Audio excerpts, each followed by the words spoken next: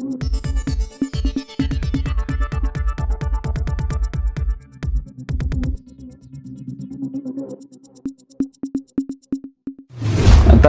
நிதியாண்டு 2025-26 இந்த நிதியாண்டுக்கான பட்ஜெட் நாடாளுமன்றத்தில் தாக்கல் செய்யப்பட்டிருக்கு. அது சார்ந்த டிஸ்கஷன் வந்து 2 அவையிலையுமே நடந்துட்டு இருக்கு.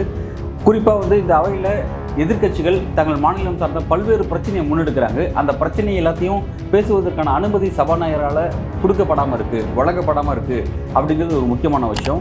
இதனால் டிஸ்டர்ப் ஆகக்கூடிய எதிர்க்கட்சிகள் எம்பிக்கள் வந்து அமளியில் ஈடுபடுறாங்க. அவை ஃபுல்லாகவே முடங்குது அப்படிங்கிறத நம்ம பார்த்துட்ருக்கோம். இப்போ இந்த விஷயத்தை பொறுத்த வரைக்கும் என்னென்னா, லேட்டஸ்ட்டாக வந்திருக்க ஒரு அப்டேட் என்னென்னா, எதிர்க்கட்சிகள் வைக்கக்கூடிய ஒரு முக்கியமான ஒரு கோரிக்கை, அந்த கோரிக்கையை சபாநாயகரால் ஃபேஸ் பண்ண முடியாமல் அவர் எந்திரிச்சு வெளியே ஓடிட்டார் அப்படிங்கிற ஒரு முக்கியமான ஒரு அப்டேட் ஒன்று வந்திருக்கு. இது எந்த விஷயத்தில் நடந்தது அப்படிங்கிறத பற்றி நம்ம இன்றைக்கி விரிவாக பேசுவோம். இந்த பார்லிமெண்ட் செஷனில் வந்து பார்த்தீங்கன்னா, ஒவ்வொரு ஸ்டேட்டோட எம்பிக்களும் வந்து அந்த மாநிலத்துடைய முக்கியமான பிரச்சனைகளை டிஸ்கஸ் பண்ணிவிட்டு அதை வந்து அவைக்குள்ளே கொண்டு வந்தாங்க. அந்த மாதிரி வந்து பார்த்தீங்கன்னா, தமிழ்நாடு டீலிமிட்டேஷன், ஒரு ஃபேர்ஃபுல்லான ஒரு டீலிமிட்டேஷன் தேவை அப்படின்ற விஷயத்தை முன் வச்சாங்க. அதே மாதிரி பார்த்தீங்கன்னா வந்து கல்விக்கான நிதி, பிறகு வந்து அந்த மும்மொழி சார்ந்த அந்த பிரச்சனைகள், இந்த விஷயத்தெல்லாத்தையும் டிஸ்கஷன் பண்ணுறதுக்காக வந்து 267 ரூல் நம்பர் 267 கீழே எல்லா விதமான அலுவல் விஷயத்தையும் ஒத்தி வச்சுட்டு இதை வந்து டிஸ்கஸ் பண்ணணும் அப்படின்ற ஒரு கோரிக்கையை திரும்ப எழுப்பிட்டே இருந்தாங்கன்றதை பார்த்தோம். இது வந்து தமிழ்நாட்டோட ஒரு முக்கியமான ஒரு கோரிக்கை. இந்த கோரிக்கையை திமுக எம்பிக்கள், திமுக கூட்டணி எம்பிக்கள் எல்லாரும் சேர்ந்து இதை முன் வச்சாங்க. பட் அதுக்கான ஸ்பேஸ் கிடைக்கல. அதனால் வந்து அமளியை முடக்கக்கூடிய ஆக்டிவிட்டீஸில் ஈடுபட்டாங்க அப்படிங்கிறதெல்லாம் நம்ம பார்த்தோம். இப்போ இதே மாதிரி பார்த்தீங்கன்னா வெஸ்ட் பெங்கால் வந்து ஒரு முக்கியமான ஒரு கோரிக்கை. அதை பற்றி தான் வந்து இன்றைக்கி வந்திருக்க அப்டேட்டு. வெஸ்ட் பெங்காலிருந்து டே 1லேருந்தே அவங்க ஒரு முக்கியமான ஒரு கோரிக்கை வைக்கிறாங்க. அது என்ன அப்படின்னா, வெஸ்ட் பெங்காலில் அடுத்த ஆண்டு எலெக்ஷன் வரப்போகுது. வெஸ்ட் பெங்கால் மட்டும் கிடையாது, தமிழ்நாடு, கேரளா, வெஸ்ட் பெங்கால் உள்ளிட்ட ஒரு முக்கியமான சில 4-5 ஸ்டேட்ஸ்க்கு வந்து எலெக்ஷன் நடக்க போகுது. வெஸ்ட் பெங்காலை பொறுத்த வரைக்கும் பாஜகவுக்கு ஒரு பெரிய ஹோல்டு இருக்குது அப்படிங்கிறத பார்க்குறோம். ஏன்னா வந்து பார்த்தீங்கன்னா, வெஸ்ட் பெங்காலுடைய அரசியல் களம் பார்த்தீங்கன்னா திரிணாமுல் காங்கிரஸ் வெர்சஸ் சிபிஎம் இருந்துச்சு. அதுக்கு முன்னாடி பார்த்தீங்கன்னா சிபிஎம் வெர்சஸ் காங்கிரஸ் இருந்துச்சு. இப்போதைக்கு வந்து பார்த்தீங்கன்னா வந்து சிபிஎம்மும் காங்கிரஸும் ஸ்க்ரீனில் அங்கே இல்லாமல் போயிட்டாங்க. அங்கே களம் பார்த்தீங்கன்னா வந்து பிஜேபி வெர்சஸ் திரிணாமுல் காங்கிரஸ் அப்படிங்கிற மாதிரி தான் ரொம்ப போயிட்டுருக்கு. வலிமையான எதிர்க்கட்சியாக பாஜக அங்கே உட்காந்துருக்காங்க. ஸோ வந்து அவங்க என்ன பண்ணுறாங்கன்னா, இப்போ ஆல்ரெடி நம்மளோட வளர்ச்சி க்ரோத் நல்லா போயிட்டுருக்கு, இதை இன்னும் கொஞ்சம் துரிதப்படுத்தணும்னா வந்து நம்ம ஆட்சியை பிடிச்சிடலாம் அப்படிங்கிற ஒரு விஷயம். ஏன்னா வெஸ்ட் பெங்கால்ங்கிறது பாஜகவுக்கு ஐடியாலஜிக் ரீதியாக ஒரு சவாலான ஒரு ஸ்டேட்டு. காரணம் என்னென்னா வந்து இஸ்லாமியர்கள் அதிகமாக வாழக்கூடிய ஒரு முக்கியமான ஒரு மாநிலம் இந்தியாவிலே வெஸ்ட் பெங்கால் தான். அதுக்கு அடுத்து கேரளா இருக்குது அப்படிங்கிறத பார்க்குறோம். அப்போ வந்து இஸ்லாமியர்களை ஒரு நெருக்கடிக்குள்ளாக்கணும், அங்கே நம்ம ஆட்சியை கைப்பற்றணும் அப்படிங்கிறது வந்து பாஜகவுக்கு வந்து ஐடியாலஜி ரீதியாகவும் பொலிட்டிக்கல் ரீதியாகவும் அவங்களுக்கு ஒரு முக்கியமான ஒரு ஸ்டேட்டு. இப்போ அந்த ஸ்டேட்டில் அவங்க ஆட்சியை கைப்பற்றதுக்காக தான் தேர்தலில் இப்போவே முறைகேட்டில் ஈடுபடுறாங்க.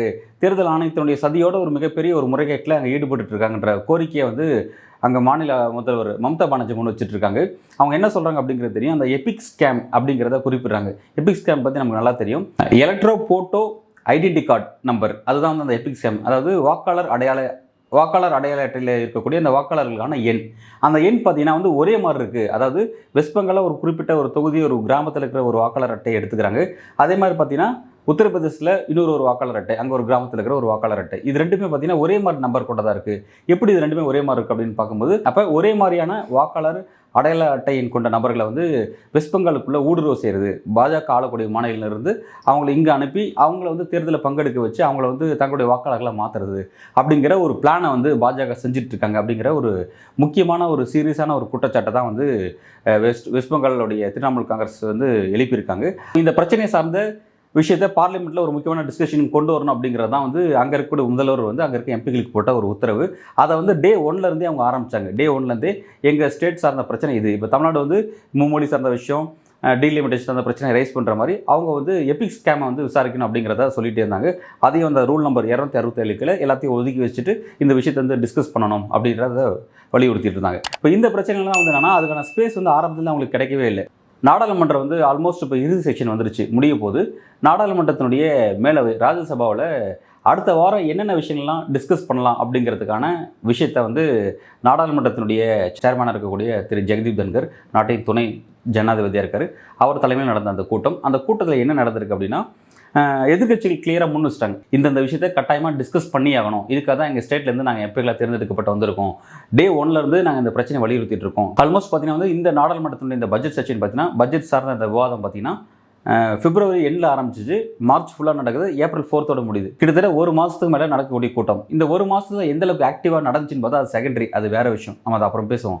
ஆனால் இந்த இடத்துல இருந்து என்ன பண்ணுறாங்கன்னா, எதிர்க்கட்சிகள் ஆல்மோஸ்ட் நெக்ஸ்ட் வீக்கோட முடிய போகுது, ஒரு வாரம் தான் இருக்குது. ஒரு வாரத்தில் என்னென்ன டிஸ்கஸ் பண்ண போகிறோம் அப்படிங்கிறத முன்கூட்டியே டிஸ்கஸ் பண்ணுவாங்க, இந்த வாரத்தில் டிஸ்கஸ் பண்ணுவாங்க. அப்போ அதில் டிஸ்கஸ் பண்ணும்போது எம்பிக்கள், திரிணாமுல் காங்கிரஸ் எம்பிக்கள் முன் வைக்கிறாங்க, இந்த விஷயத்தை வந்து நீங்கள் எங்களுக்கு என்னென்ன 0 ஹவர்ஸில் இந்த 267 கீழே அவை விஷயத்தை எல்லாத்தையும் ஒதுக்கி வச்சுட்டு ஃபஸ்ட்டு ஷார்ட் டிஸ்கஷன் ஆரம்பிங்க அப்படிங்கிறத கிளியர் கட்டாக முன் வைக்கிறாங்க. குறிப்பாக வந்து திரிணாமுல் காங்கிரஸ் எம்பிஆர் கூட டெரிக் ஓப்ரைன், அவர் தான் வந்து இந்த விஷயத்தை வந்து ஆரம்பத்திலே பேசிகிட்டு இருக்காரு. அவர் வந்து அந்த கூட்டத்தில் முன் வைக்கிறாரு.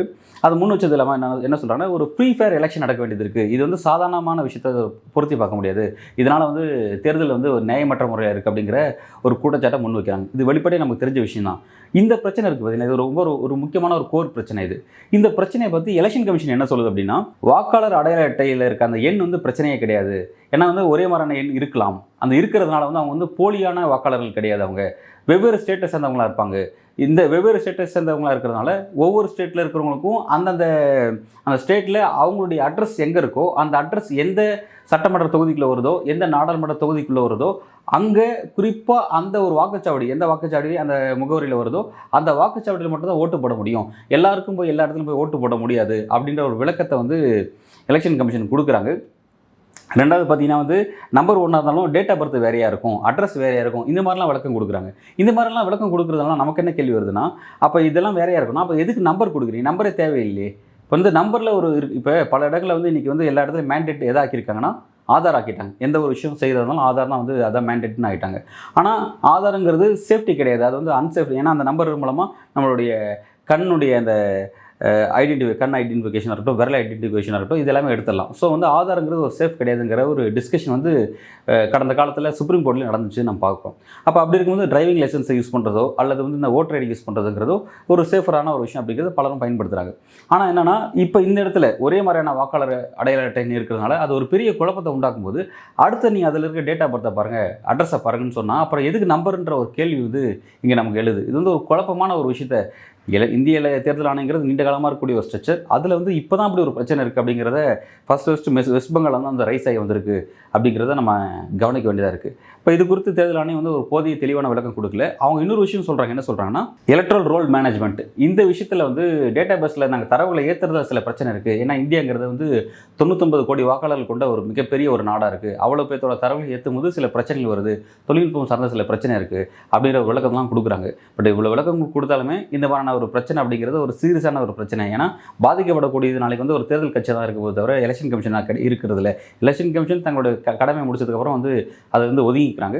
ஸோ வந்து பாதிக்கப்படக்கூடியது கடைசியாக தேர்தல் கட்சிகளாக தான் இருக்குது அப்படிங்கிறத கவனிக்க வேண்டியதாக இருக்குது. ஸோ வந்து அப்போ இந்த பிரச்சனையை ஃபஸ்ட்டு தேர்தல் கட்சி தான் எழுப்புறாங்க அப்படிங்கிறத கவனிக்கிறோம். ஆனால் இதில் பாஜக வேறு ஸ்டாண்ட், பாஜக அப்படி ஒரு விஷயமே நடக்கலைன்னு சொல்கிறாங்க. பட் எலெக்ஷன் கமிஷனை ஒத்துக்கிட்டாங்க, அதை மாற்றணும் செய்யணுன்றது ஒத்துக்கிட்டாங்கிறது வேறு விஷயம்.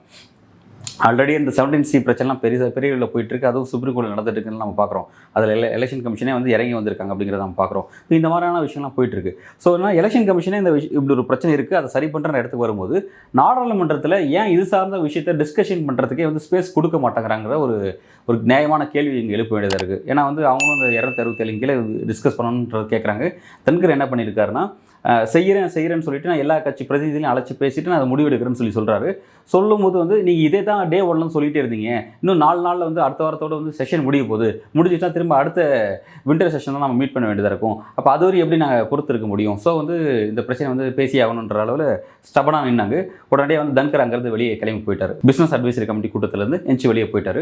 ஸோ வந்து தன்கர் வட்டாரத்தில் தன்கர் ஆஃபீஸில் என்ன சொல்லியிருக்காங்க அப்படின்னா, இவங்க எதிர்க்கட்சிகள் வந்து இந்த விஷயத்தை ஸ்டபனாக நிற்கிறாங்க, பிடிவாதமாக நிற்கிறாங்க, தன்கரால் ஃபேஸ் பண்ண முடியல, சரி அதான் இருந்துச்சு கிளம்பிட்டாரு அப்படிங்கிற மாதிரியான ஒரு செய்தியை சொல்கிறாங்க. தன்கர் ராஜ்யசபா பொறுத்த வரைக்கும் அவர் தான் அங்கே கிங்கு, அவர் தான் முடிவு எடுக்கணும். ஆனால் அவரோட எஜமா ஒருத்தர் இருக்கார்ல, மோடி இருக்கார்ல, அவர் இந்த பிரச்சனையை எப்படி அட்ரஸ் பண்ணுறாரு, அவர் இது எப்படி பார்க்குறாருங்கிறது ஒரு முக்கியமான விஷயம். ஏன்னா எலெக்ஷன் கமிஷன் சார்ந்தோ இந்த EVM சார்ந்தோ இது மாதிரியான பல குளறுபடிகள், பல பிரச்சனைகள் பல பகுதிகளில் நாட்டில் பல மக்களுக்கும் இயல்பில் எந்திரிச்சிருக்கு. அது சார்ந்த ஒரு விளக்கத்தை ப்ராப்பராக அட்ரஸ் பண்ண வேண்டிய ஆளும் அரசினுடைய பிரதமராக இருக்கக்கூடியவர் அது சார்ந்த ஒரு தெளிவான விளக்கத்தை கொடுக்க மாட்டேங்கிறாரு. எலெக்ஷன் கமிஷனும் கொடுக்க மாட்டேங்கிறாங்க அப்படிங்கிறத நம்ம பார்க்குறோம். ஒரு சீரியஸான ஒரு பிரச்சனை நோக்கி தான் இந்த எபிக் ஸ்கேம் போயிட்டுருக்கு. இதை எப்படி இவங்க அட்ரஸ் பண்ண போகிறாங்க என்னன்றது தெரியல. இன்னும் ஒரு வாரம் தான் இருக்குது இந்த செஷன் முடியறதுக்கு. இந்த செஷனில் வந்து ஏதாவது எடுப்பாங்களா, அந்த விஷயத்தை முன்னெடுப்பாங்களா, இல்லை என்ன பண்ண போகிறாங்க அப்படிங்கிறத நம்ம பொறுத்துன்னு தான் பார்க்கணும். மிக்க நன்றி.